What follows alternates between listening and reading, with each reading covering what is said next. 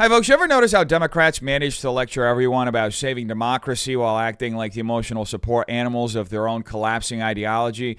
And there's no greater example of that than Jennifer Welch, the podcaster, who recently tried to brand Trump as a drama queen, only to proceed to describe the symptoms that sound a whole lot more like a Biden press conference than anything Trump's actually doing.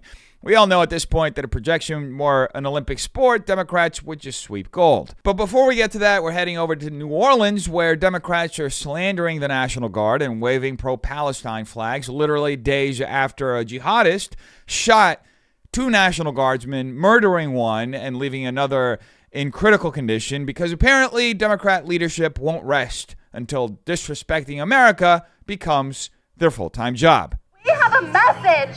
I have a message for Trump and Landry from all of us. And that is, if you want to make New Orleans the center of repression, we are going to make it the center of resistance. If you want to take our brothers and sisters off the streets, if you want to kidnap immigrants, if you want to displace our people, we are going to displace you. That's what we need in this country. We need a socialist system. It's actually crazy to see that these retards are multiplying all around the country. I mean, bro, what are you even doing out in New Orleans protesting what exactly? And the wild part is these people are using the exact same signs, the exact same talking points, the exact same prefab chants as the ones you see in Los Angeles, New York, and Chicago. It's almost like someone just copy-pasted the Antifa starter kit and shipped it overnight from LA to New Orleans. And by the way, when these people start rambling about how we need a socialist system, it's never been more obvious who's actually behind this. This is the same NGOs and the same DSA, folks, the same Democrat Socialists of America that have been funding this movement all around the country. This is the same group of activists and ideologues that have hollowed out the Democrat Party from within, using the party's institutional weakness as a Trojan horse to push out their own failed agenda. And now they're staging these protests all over the country because the goal isn't justice or community or safety. It's to drag America toward a socialist communist model and normalize the idea of an actual socialist party pushing authoritarian policies in broad daylight. None of this is about the American people, folks. It's about power, about subverting the will of the majority by building chaos and grievance politics into a permanent operating system in our politics. And here's a part that they just can't escape. They're never going to win, folks. America will never succumb to this. The money behind these movements will dry up.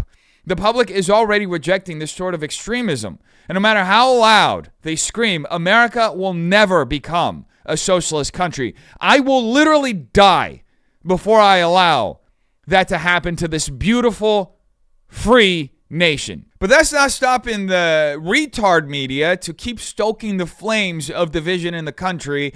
And there's no person who's more of an expert at this than Jim Acosta, who is now apparently on MSDNC, spinning the same BS he used to spin over at CNN, this time less adulterated. And that's why I strongly believe, and there are people who disagree with me on this, that other folks in the press in the room should speak up in that moment and say, Mr. President, that is not appropriate. And double down on the questions that were asked. Why didn't you answer that question? Why are you resorting to personal attacks? Why can't you take the heat? What's going on They here? do that already, and, dude. To me, I think the only solution to all of this is collective action. We need to see the networks get together, perhaps with some of the major newspapers, send a letter to the White House, send it to Caroline Leavitt, and say, listen, if the president does not stop these attacks, we're not coming into your Oval Office sprays. We're not going to ride with you on Air Force One. You can have Fox and all of these other sycophantic outlets covering you, but we're just not going to do it. We're going to take a break for a while. So you're telling me that the same press that keeps attacking the president over quite literally everything is now pretending they're somehow too timid, too restrained, too polite to hold Trump accountable? I mean, we just saw Jen Psaki a couple days ago whining that the press was asking too much about Trump's health. Meanwhile, that's all they do on MSDNC every single day, speculate about the president's health like it's a parlor game. And here comes Jim Acosta now on the same network, acting like the reporters aren't pushing back enough. Even though this is happening on the same day, the press was literally in a back and forth with Trump over his latest immigration statement. It's actually unbelievable how dishonest these people are. These are the same folks who spent years screaming that Trump was silencing the press And now they're openly advocating for the press to walk out of the White House and stop covering it entirely if they don't get the answers they want out of the president. How cowardly is that, huh? And what's the ultimate goal? Do you want the public to stop talking? Because that's what happens when the conversation stops. It's not a moral stance at all. It's not defending democracy. It's a tantrum disguised as principle. Look, we should be able to have disagreements and have conversations without turning into petulant children. But the modern Democrat Party seems determined to replace dialogue with ultimatums. And that tells you everything about the moment that we're currently living in the country, folks. These people don't want to have conversations. They want their way or the highway. And honestly, that's not how you build a functioning country. But these hacks on the left will never stop, folks. They're going to keep ratcheting up the heat of the rhetoric until we reach the point of no return. And they don't care because they're cashing in the checks. They're making hand over fist money off of stoking division in our country. And they should be held accountable for this, but they never will. They'll just keep saying garbage like this. So we're not going away. And if we do get sent away, literally your shithole country will become the United States of America. It will sink. I mean, the fact that this passes as commentary for Democrats, it's actually astonishing. The idea that somebody like this man can sit on a podcast and casually declare America is a shithole and the audience just nods along, it's truly unbelievable. If you think this country that gave you safety, opportunity, and a platform is a collapsing failed state, then what the hell are you doing here? See, I'm first generation too. I was born in New Jersey, I was raised in Brazil, and I chose to build my life in America because despite its flaws, it is still the greatest nation in human history. So when someone who's benefited from that American promise turns around and trashes the country, it tells you exactly where their priorities are. Racial identity and ideological tribalism over the common good of this country. And that's really what's happening underneath all this rhetoric. People like this MSDNC commentator champion mass immigration because it politically benefits them. Because dissolving any sense of shared American identity makes it easier to reshape the country around their preferred ideology.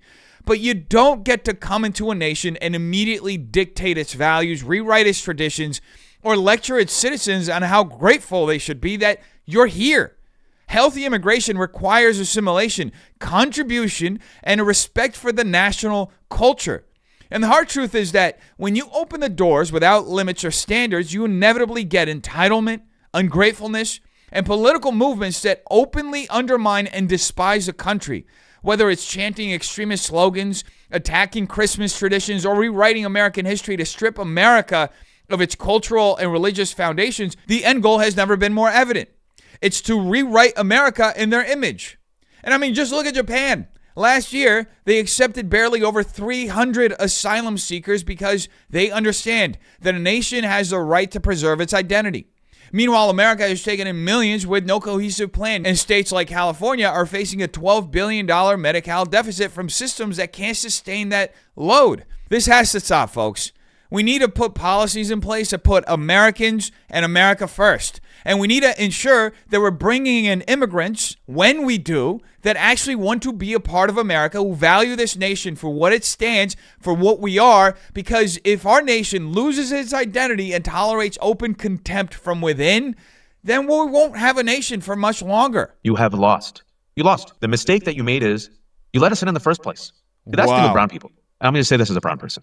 There's a lot of us, like a lot. There's like 1.2 billion in India. There's more than 200 million in Pakistan. There's like 170 million in Bangladesh. Those are just the people there. I'm even talking about the folks who are expats or immigrants. There's a bunch of us, and we breed. We're a breeding people.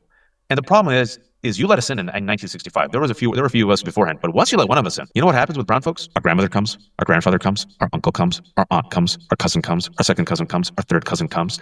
Then we have kids, a bunch of kids. And then guess what? Some white women, you know, the Western civilization women, the pure women, the American women, quote unquote, the Rust Belt women, the real women, they like some of us brown folks. We don't take them. They come to us. So we're embedded. We are everywhere.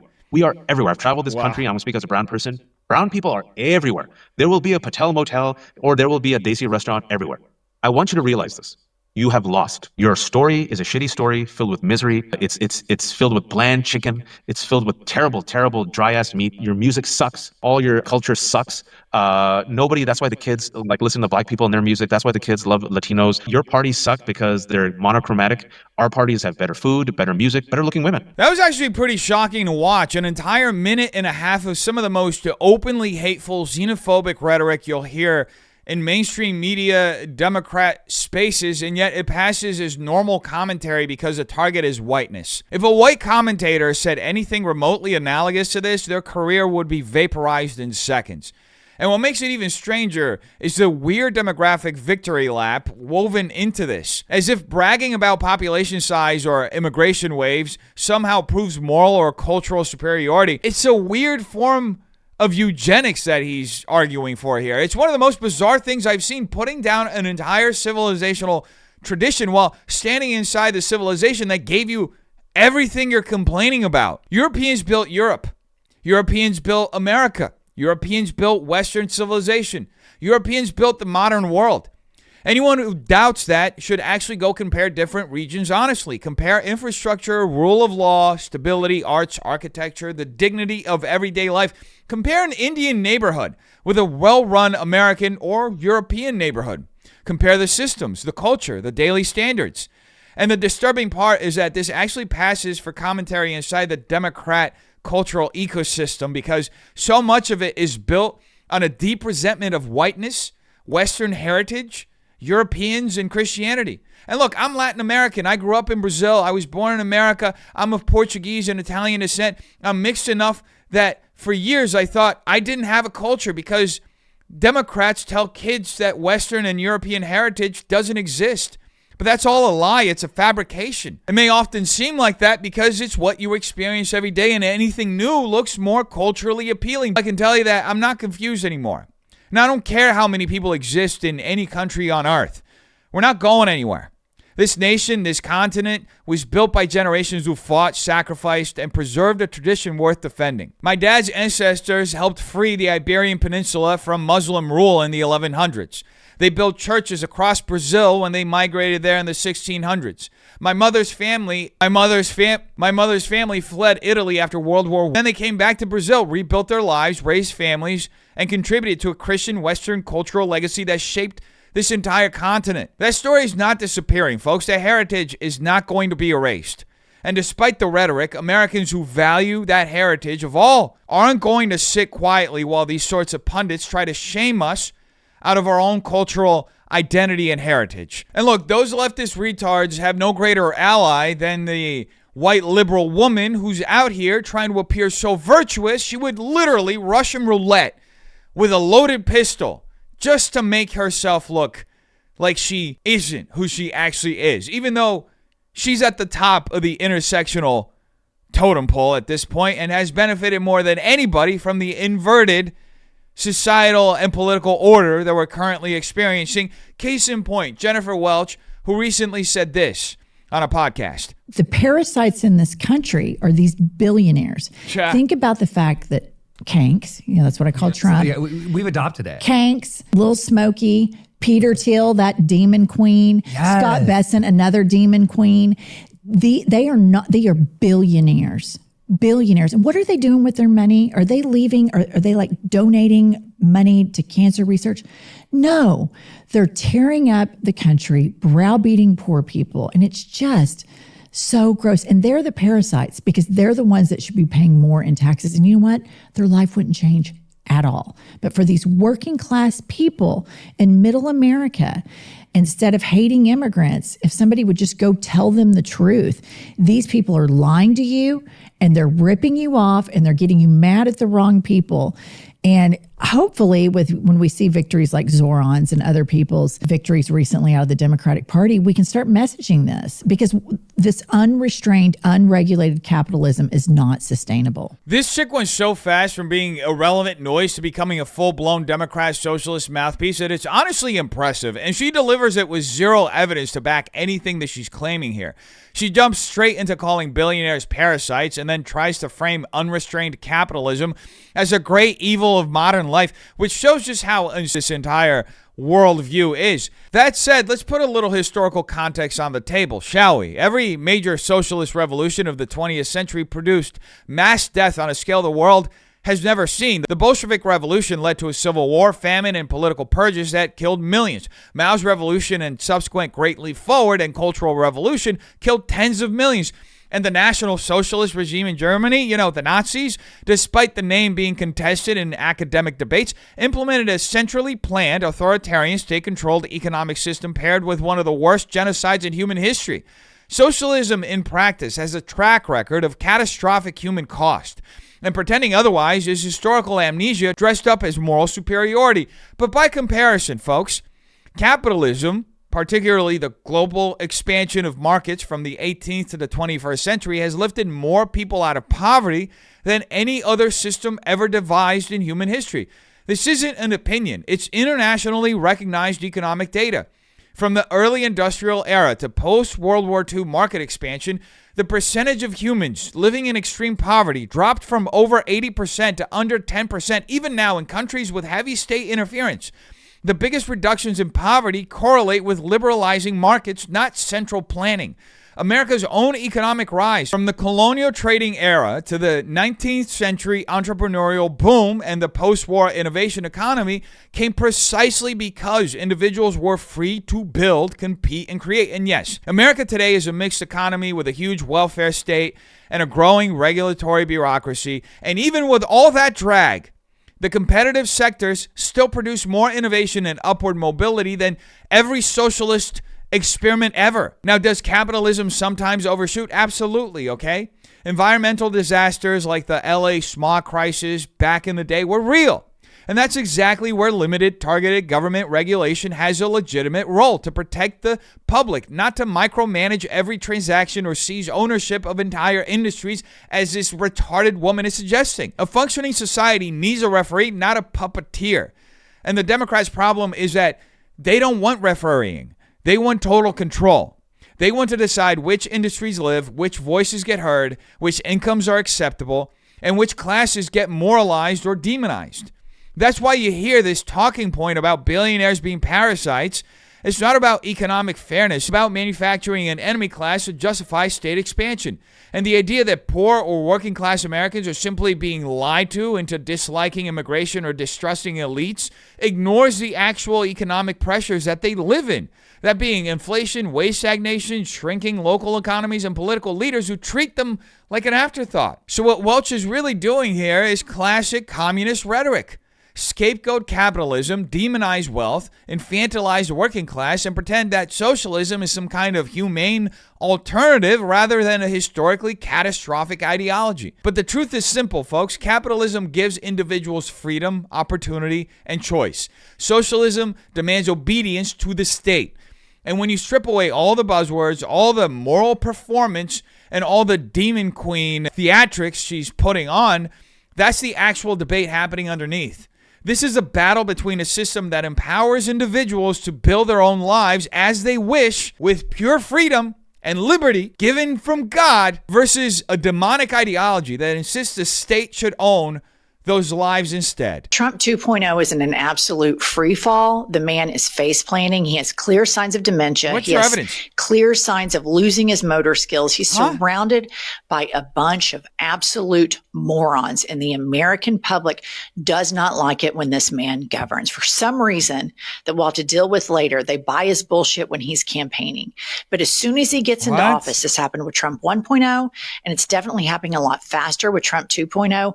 People can't stand it. Why is your nose so crooked, what dude? a drama queen this guy is, how tone deaf he is, decorating the Oval, building his ballroom, while people are absolutely losing their jobs and the economy is in a free fall. First, let's take a look at Donald Trump's net approval rating. It's way down from where it was pre-shutdown, right? Pre-shutdown, his net approval rating was at minus 10 points. Now it's at minus 15 points, the lowest his net approval rating has been during his entire second term in office. So as you can see, people know that this administration is setting up a blue tsunami. Historically, that's what happens. But I think in this case, the tsunami is going to be so large, it's going to be difficult for them to cheat. It's actually insane that this lady is sitting there talking about Republicans cheating when the most aggressive, unapologetic election engineering in the country is happening right here constantly in California, and it's well documented. Democrats literally just redrew districts to erase seats from Republicans and consolidate power. And the predictable response is always, well, taxes, blah, blah, blah. But even that ignores the reality that Biden's own DOJ, right, sued Texas and upended the legal framework that would have required Texas to redraw lines differently. The truth is simple, folks. Nobody knows what's going to happen in 2026. And anyone like Jennifer guaranteeing a blue wave or a red wave is just lying to you, because we can't predict the economic landscape, the global events, the voter sentiment, or where Americans will be spiritually or politically 1 year from now. Ultimately, it's God's will that will play out. But what is clear, because I've spent my day today walking precincts and talking directly with Democrats, independents, and Republicans in my district, is that people across the spectrum want America first. They want our money to stop being shoveled overseas. They want an end to mass migration policies that prioritize everyone except American citizens. They want a functional border, not chaos. And yes, look, Democrats and Republicans both express frustrations with how enforcement is being handled. Republicans support stronger action. Democrats want order and fairness. And both sides hate the extreme rhetoric that dominates the conversation. But the through line is unmistakable. Americans are exhausted with this team sport mentality with politics. The constant demonization, the drama queen narrative that people like Welch are projecting outward while embodying it herself. People are tired of being told what we're supposed to feel by media personalities who confuse their own political fantasies for public sentiment. What Americans actually want is stability, sanity, and policies that put their families and futures first. If there's a wave coming in 2026, it's not blue or red. It's the wave of voters who are done with the games and ready to put America first, ahead of partisan bickering. And that's the reality of the situation, folks. Americans just want America to function like America. We want our country back. Not in the cheap, memed up, hostile way that phrase has been twisted into, but in the real lived sense of wanting the nation we grew up in and believe in. The America of the 90s through the early 2010s, where bipartisanship was still possible and leaders actually worked to improve people's lives. Most Americans aren't looking for handouts. They want the dignity of building something on their own, raising their kids with practical skills instead of gender ideology, creating a future that feels earned instead of rationed. And it's heartbreaking to hear people tell me they feel like they're the skip generation, grinding their whole lives with no certainty that they'll even see Social Security, because we all know the insolvency projections for 2035 are very real. Yet even then, as these folks share these concerns with me, they still say, if I can't retire, at least I can build something for my son. That's sacrifice. That's true patriotism. And that's the real American spirit. Hope anchored in responsibility. Meanwhile, this globalist class that lectures us about our own country benefits from the very system that they're currently hollowing out. The same system that allowed China's rise only by copying our innovations, stealing our intellectual property, and loosening up their own economy to compete with us. So the question becomes, how long will we let people who don't respect our institutions, don't value our heritage, and don't share our sacrifices dictate the narrative of what America is and should be? How long will we be pretending that decline is inevitable instead of engineered? And at what point do ordinary Americans, left, right, independent, and center, finally say enough and demand an America that is America first? Because whether the media admits it or not, the tide is already turning, and America will rise again, folks. You tell me what you think in the comments down below. Hope you have a terrific day. Peace.